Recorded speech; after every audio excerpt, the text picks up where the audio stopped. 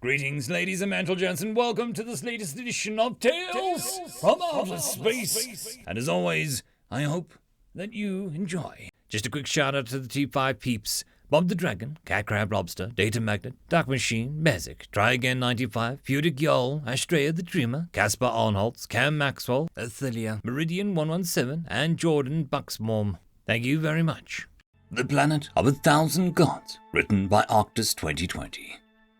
The air in the room was tense. What had been, just a few moments ago, a series of fiery declamations on the superiority of the Vakerti Empire over the humans was chilled by a speaker from the Vakertian pantheon. All great and gracious gods in all their wisdom and knowledge have granted us one plea, the speaker had said. Do not wage a war on the humans. The Emperor and his advisors looked at the hooded figure sitting amongst them. The Vakerti of the religious caste had white scales, was adorned in the traditional hooded clothing of the order, and wore a blindfold, as is customary amongst those granted the title of speaker. It is said that it is because only those who are able to directly commune with the Vakertian pantheon are granted the honor of being a speaker, and that glanced into the eyes of such individuals would flood one's mind with visions that the speaker has witnessed until one has been rendered mad.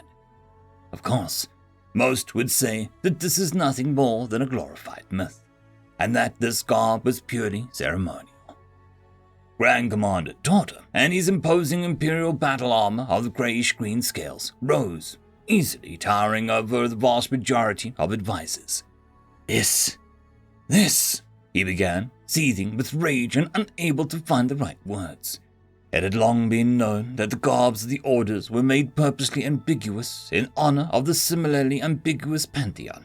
In fact, it had long been assumed that only the most ambiguous members of the species could become speakers, due to their closer proximity to the pantheon's likeness. Another ceremonial myth, surely. Speaker, the commander finally said, pointing his sharp claws at the hooded figure. Surely it is with the fear that drives them to speak these words. Their cowardice shadows their judgment. Grand Commander Torta looked at his fellow advisors. Surely our gods know of the greatness of His Excellency's empire. Our economy and industrial capacity can far outclass the fractured, casteless, and disordered society of humanity. Their factories churn unnecessary rubble into their desire for, Torta grimaced as he mimics the human tongue, equality. Our military outnumbers theirs tenfold. Our arms far outclass theirs. They may as well be a seraph laid bare, awaiting slaughter. At this, the other advisors nodded in agreement. And their pantheon, the commander speaks in a harsh but hushed tones, as if avoiding the ears of the inquisitors of the order while directly antagonizing its speaker. It consists of thousands of deities. Their beliefs are fractured, and the power of their gods are weak because of this.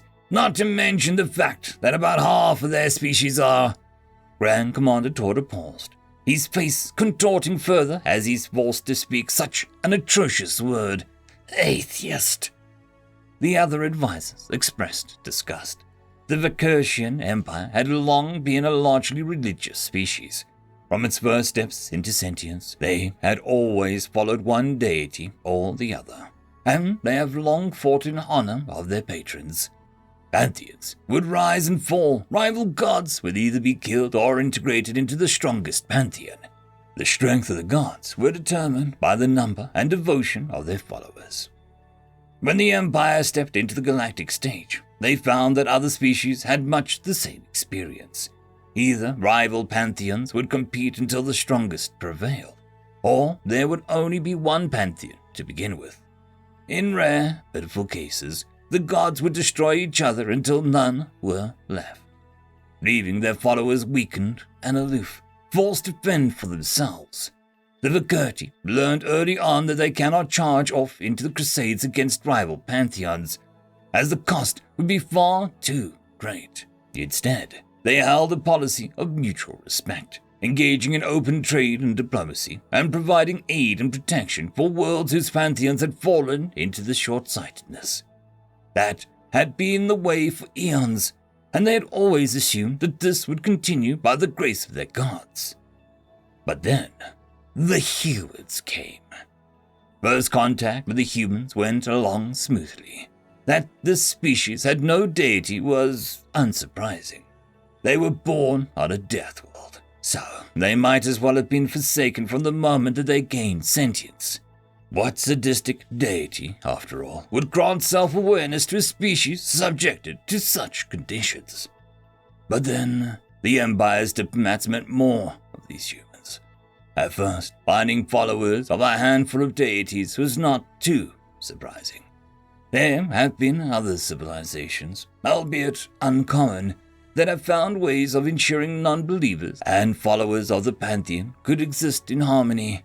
Despite the idea being unfathomable to the Verkerti Empire, mutual respect was still possible. Of course, however, something had crossed the line for the Empire, unbeknownst to the humans. In fact, the humans right now would think that they were just a few cycles away from a formal alliance with the highly diplomatic Verkerti Empire. If they caught wind of the ongoing discussion, it would probably send their diplomatic corps into a panicked frenzy. But that is a tale for another day. You have this many deities in a single pantheon of a species capable of divine technologies such as FTL travel, and have an empire class for non-believers at the same time. The Grand Commander snarled, goes against the very doctrines of creation. Such chaos is a threat to our very reality. If we were to raise this with our most fervent allies, they, too, would be outraged, and the combined might of our empires and gods would blot the light of their home star of these aberrations in one fell swoop. The room erupted with cheers from across the table, a fervent, fiery nationalism arising from the heart of all who were present, all, that is, except the ever-patient speaker and the most observant Emperor. After a few moments, the entire room became quiet as the advisors turned back to look at the hooded figure, eager for a reply. Some smirking with confidence, while others looked on with dread. Grand Commander Torna remained standing, his bulk towering over the more slender build of the speaker, like a predator eyeing his prey. "Commander," the speaker asked, as if he had carefully measured each word that he was about to say, "how much do you know of human history?" Torda scoffed, a white mass. "If you are referring to the weapons of mass destruction, we can easily defend against them. If you are speaking of the fact that they had detonated such armaments against their own kind in honor of their own respective gods, then so be it. We have met countless others." "No," the speaker interrupted, his voice still measured, his expression stoic. "No," the Grand Commander replied, confused, amused, and perhaps a bit outraged. "Pray tell me, O great speaker, what have I gotten wrong?" "The humans did not detonate their nuclear armaments by the command of their gods," the speaker stated bluntly. "They did so on their own accord." "What foolishness do you speak of?" Torda snapped back, unable to accept what he'd just heard. Indeed, it was not uncommon that a species of all beliefs would willingly commit such a heinous act if commanded by their deity. But to say that a species willingly did so on their own, insanity! The speaker stood as confident as with purpose as the Grand Commander, yet as graceful as the gods themselves. "It is true that this war that we speak of began on the whims of some of their gods. It is true that their actions were swayed by the higher powers of their world, albeit without them realizing which gods they hoped to honor by doing so. It is true that many gods of many pantheons took sides in the conflict, as in all conflicts that we are familiar with." The advisors then nodded in agreement. Grand Commander Torda remained still, wondering where this is going. "But our gods had reached out to theirs to seek understanding," the speaker continued, "and it is with our great horror that they found a deep scar that'll last until the end of time, inflicted on all the gods of all pantheons of humanity. The gods of each pantheon of humanity spoke plainly and truthfully. Their creation heeded their words with a passion none in the universe had seen before. The speaker took a breath, again measuring his words carefully, and burned their own gods and fellow followers indiscriminately in the process. It is for this reason that they coexist as they do now, or the alternative is a complete destruction of their entire plane of existence. Grand Commander Torda slammed his fist on the table, making the advisors closest to him flinch. "Lies!" he bellowed. "Trickery from their gods and chaos and mischief. You must have communed with their gods, blasphemer! To even suggest that there can remain many pantheons to this day is insanity. No species can gain enlightenment without the rise of a single, unified pantheon. Oh, advisors, your excellency, we must cease entertaining this babbling fool." The speaker reached up from behind their head and unfastened their blindfold, turning their head to the Grand Commander. "If you do not wish to heed my words," the speaker began with a tint of anger, slowly opening their eyes, "then receive the visions of our gods." The Grand Commander Torda saw the speaker's eyes for the first time, dark as the void and with white specks like a starry night sky. Before he could muster a reply, his mind was flooded with images, gods whispering into human ears, weapons of war firing across the battle lines, angular metal boxes and wheels with guns strapped on top of them, charging across fields and foe alike. Industries of peace and prosperity turned instantly into machines of war. And then he saw the worst of these images. Gods across both sides standing in shocked horror, soldiers herded like cattle, forced to walk from one end of the land mass to the other on the planet's equatorial regions. Gods weeping for their creation. Entire families herded into camps and subjected to unspeakable acts of violence, forced labor, and toxic fumes. Gods showing regrets. Afterlives of 100 forms filled by the thousands each rotation. Then it came. Big, bright explosion, thundering from the planet's surface to its atmosphere. The explosions only barely masking the collective screams of thousands of gods of hundreds of pantheons of humanity. An intense burning sensation spread across the Grand Commander's body, as if he'd been dropped from orbit into the core of their home star. Then, clarity. A promise. Never again. The Grand Commander could now see that the speaker who was fastening his blindfold once more. Torda slowly sat down, a look of horror on his face. The other advisors tried to ask what he saw, but he could not find the will to speak. The speaker, once more adorning his blindfold and hood, turned towards the Emperor. "Your Excellency, it is true that human society is disordered and chaotic when compared to our own.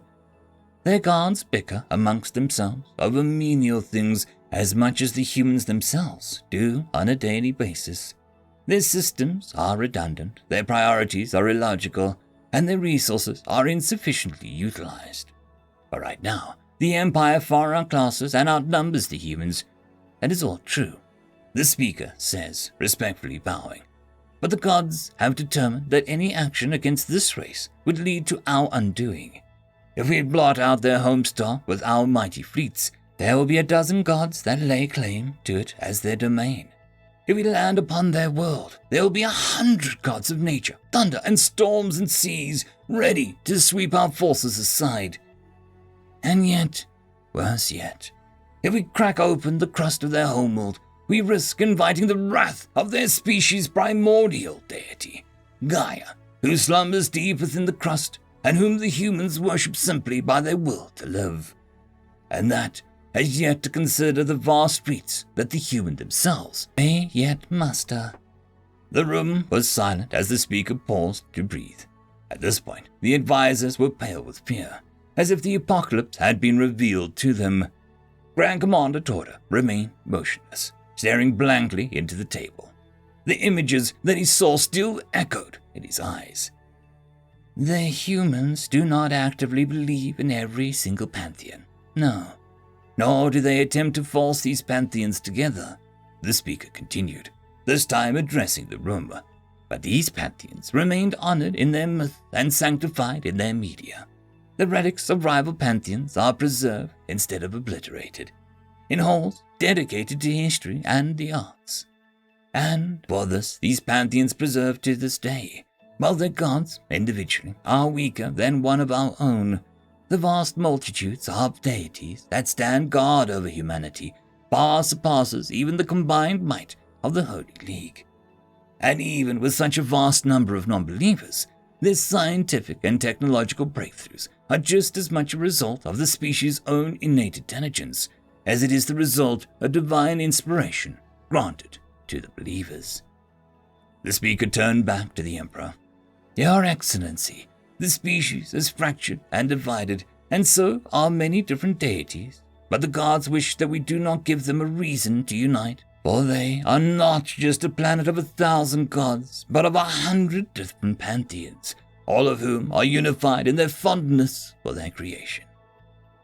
The Emperor stared back at the speaker, his mind still grasping all that has been stated. He looked up from his chair, his eyes drifting onto the mural depicting the Vacati Empire embraced by depictions of the pantheon's gods.